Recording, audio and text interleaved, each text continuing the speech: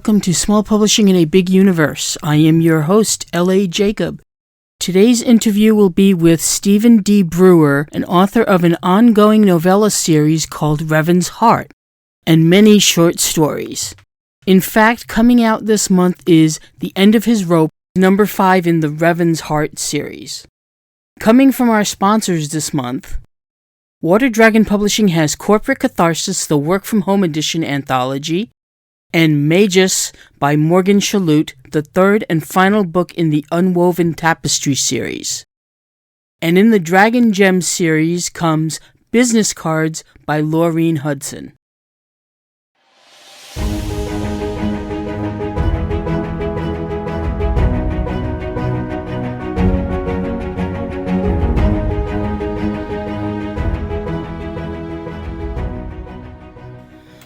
Corporate Catharsis, the Work From Home Edition, explores the impact of the COVID pandemic on everyone's personal and professional lives through speculative fiction. We are almost certain that you can, far too easily, find inspiration from your real or virtual workplace. Magic, mayhem, revenge, and yes, perhaps even redemption can be found there. Available this month from Water Dragon Publishing.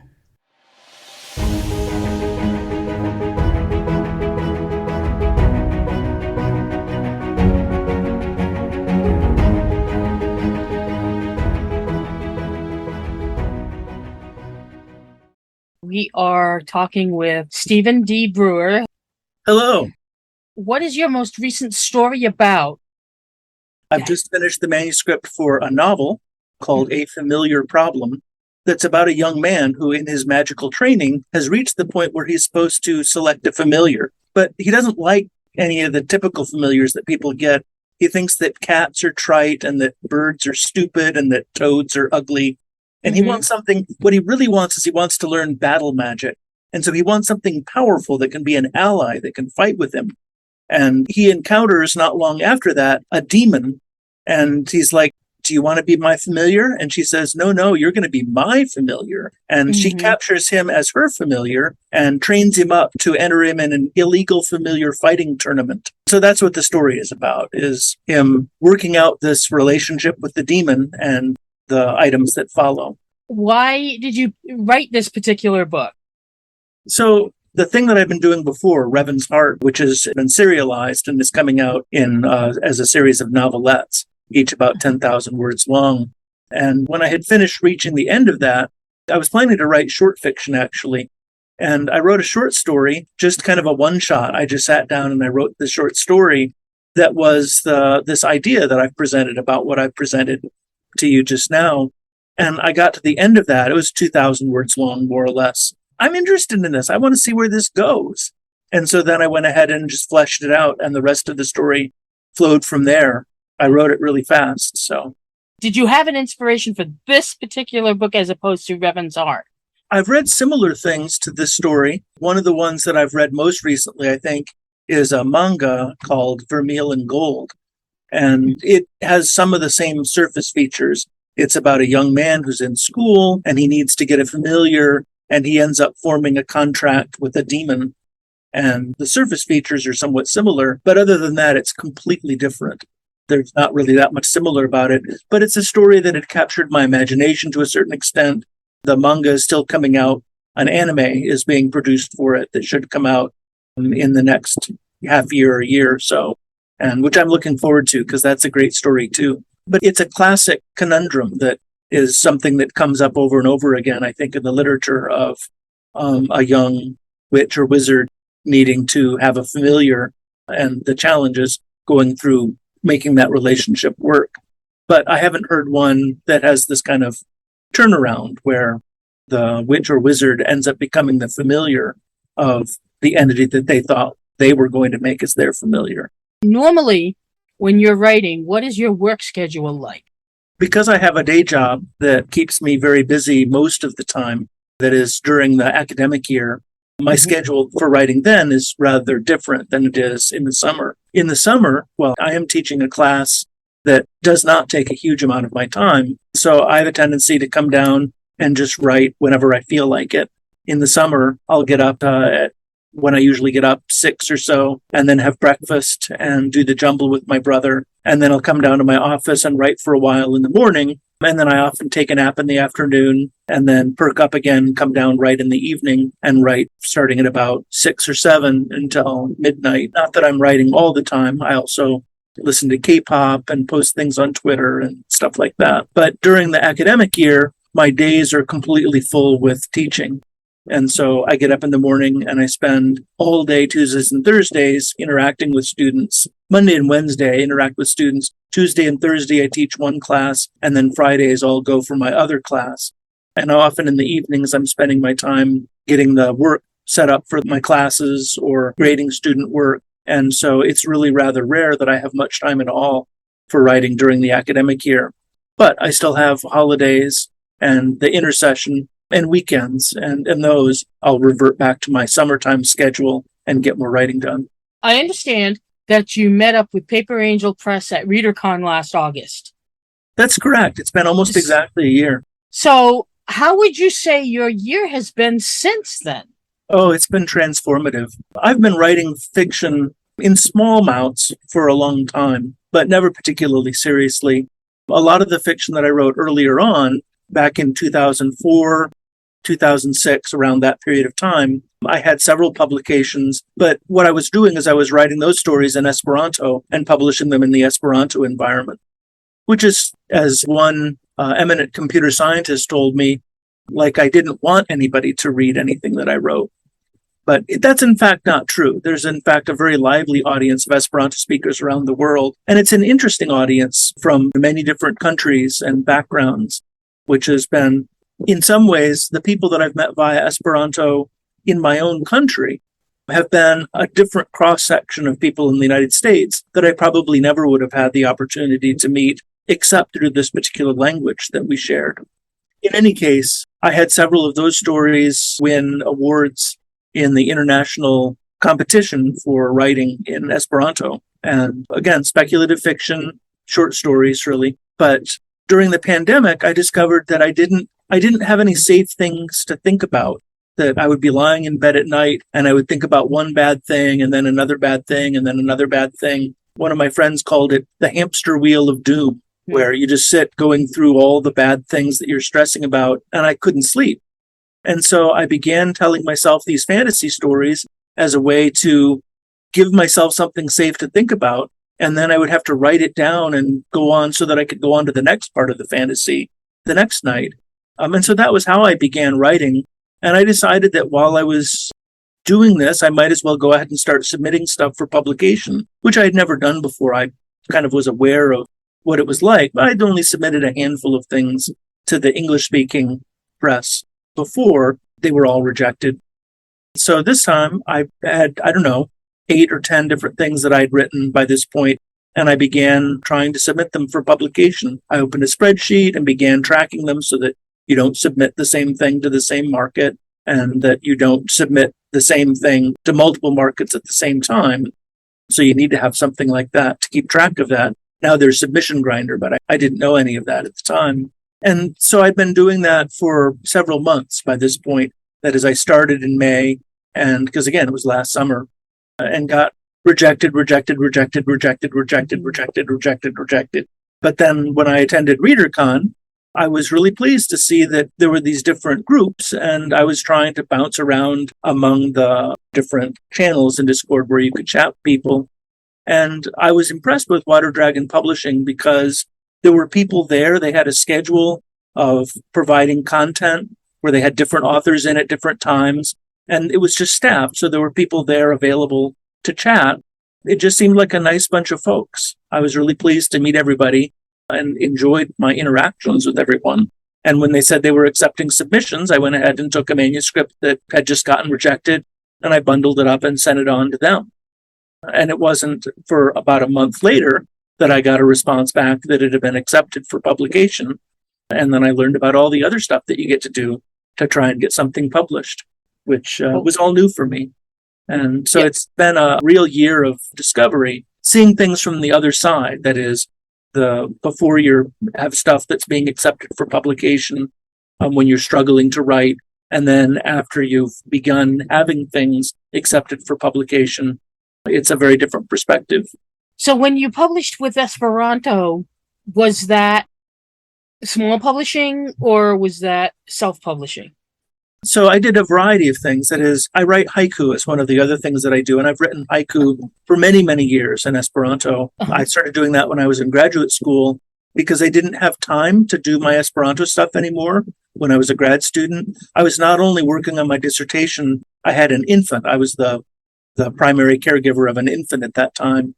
And so I was just absolutely saturated. But I could find time for 15 minutes or so at lunch to be able to write something in Esperanto, a haiku, and share that. A few years later, I was attending a conference about haiku that happened to be at Smith College, which is nearby. The U.S. National Haiku Organization had their annual meeting there. And so I went there, and I'd been originally writing haiku as kind of a joke, but there were people there who took it really seriously. And in fact, they took my haiku rather seriously in that some of them are just joke haiku, which there's a word for that, as it turns out, which is senryu, which is the kind of haiku. An example is, what's the classic one? Haiku are easy, but don't always make sense. Refrigerator. Just, kind of silly doggerel, but it's a perfectly good senryu. That's the sort of thing that a senryu might be about. In that haiku are supposed to be about the natural world. So they're supposed to be about the senses that you have of the natural world.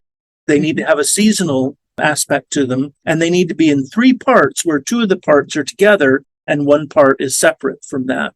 But three pieces that are each wholes, not something that's smeared across multiple parts. So a lot of people, the kind of haiku that they write, they're just counting syllables, and that's not really part of it. In Japanese, the things that you would think of as counting are onji, they're not syllables. And the calculation really is part of the way the language is structured more than people intentionally doing things a particular way, the way people present it in English. But I've gotten a little far afield. In any case, I've written several self-published books of haiku that I had made where I was interested in learning about creating books. And so I was learning desktop publishing applications and using my own photography to make artwork that would go in them. So one book has imaginary postage stamps from Esperanto land. And so that includes a lot of my own personal photography, but then graphically designed together so that it looks like a postage stamp. Another one that I wrote is called Seno col vitre. That's perhaps the best one. Seno col vitre means without glasses, like without eyeglasses. And so it's about the kind of soft focus that you get. And the artwork that I developed is all pictures that have a very narrow plane of focus so that there's some little part that might be in focus. And you can understand what the rest of the thing is, but all the rest of it is thrown out of focus. So those were books that I self-published. The stuff that was award-winning, when you submit it to this particular award, the winners are published in Belletra Almanaco, which is a kind of high-end publication in the Esperanto world that is probably the most prestigious of the literary magazines. And then there's another literary magazine that's kind of a different community of people. They argue with one another to a certain extent about Esperanto things. And that one's called Literatura Foiro, which means literary fair. And I had several pieces of my longer fiction published that way as well. A mix of things. Since you've done both self-publishing and small press, which do you find to be more satisfying? There's a lot of satisfaction to doing the self-publishing because it lets me bring together all of these interests that I have. It was a lot of fun to learn how to lay out books. It was a lot of fun making all of the artwork that went with it. And there's something very satisfying about producing a book that looks like a published book, like a book that you would get, like you just buy in a store. And so I'm very, very pleased with the production values of the books that I made. That said, it's a huge amount of work. It's a huge amount of work, and you still can't do it all because you need to have somebody else that edits it for you. You simply cannot edit your own stuff. Don't try. It's a mistake every time you do that. So from that standpoint, it was satisfying to do it myself, but having a publisher to work with has been wonderful. One of the things that I like most about Water Dragon Publishing is their contention that they're a partner to the author. And that partnership has been particularly fruitful, at least for me, in that I feel like that I've learned a lot. I've got another pair of eyes that can look at the things that I'm looking at and help me interpret what I'm seeing. I have somebody with expertise that I can go and talk to about all of these things. And so it's been a wonderful partnership from my standpoint, and that's been incredibly satisfying. Is it more satisfying than having the finished book in my hands? I don't know. That's pretty satisfying too. But where can they find your stuff? You can find it all where basically any place that you could buy books online. So, of course, you can go to the giant corporation who shall remain nameless and find it there. Google will help you find a whole variety of places. But, of course, I always direct people to go to the publisher, Water Dragon Publishing, that provides links to all the different booksellers that have it so that you can get it from one of them, or you can order it directly. And, of course, if you want a signed edition, you can order it from there, and I will sign it and ship it on to you. And that's actually the fastest way to get it, because I actually have copies of the books. Order the signed one from me, and then I'll even sign it. It costs the same. It's cheaper if you get the digital copy. You can't sign that. How can people contact you, or where can they find you online? I'm easy to find online. I have a Twitter feed, which is author_SD Brewer. And then you can see the tweets that I'm doing as an author. I also have a Twitter feed for me kind of personally, which is LIMAKO, and you can find me that way as well. My website is stephendbrewer.com, and that's a good place where you can find a whole bunch of information about me, and there's a contact form there where you can reach me. And of course, Google is your friend. If you Google me, I turn out pretty high on the list of Stephen D. Brewers. Thank you very much for your time. Oh, yeah. Okay, great. Fun.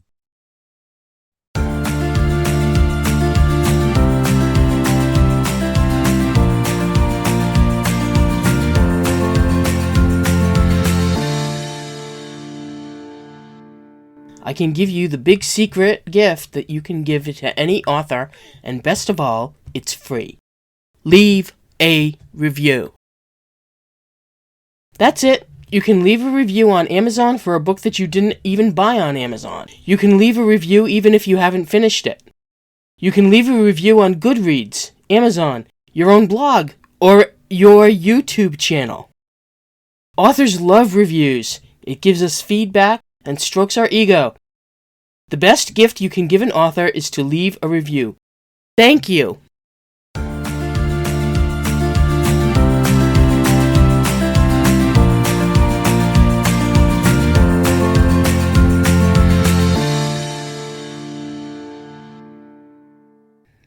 Thanks again to our guest, author Stephen D. Brewer. As a reminder, please support small businesses during the holidays, and that includes our sponsors. Please go to paperangelpress.com/holiday-deals and waterdragonpublishing.com/holiday-deals to buy your books from there. They have special holiday bundles available as well. We plan on publishing new episodes every second Wednesday of the month. Watch for new episodes around that time. Theme music is provided by Melody Loops. Other music is from assorted free music websites found on the internet. If you want to know more about small publishing in a big universe, visit our website at spbu-podcast.com, tweet us at spbu-podcast, and like us on Facebook at spbu-podcast. This podcast was recorded and edited by L.A. Jacob. Executive producer is Stephen Radecki. This month's episode was sponsored by Paper Angel Press and its imprints, Water Dragon Publishing, and Unruly Voices. You can hear our podcast on Apple Podcasts, Spotify, Stitcher, and Amazon Music, and most of your favorite podcast services. Visit our marketplace for more information about books that are mentioned on this podcast. Thanks very much for listening, and talk to you soon.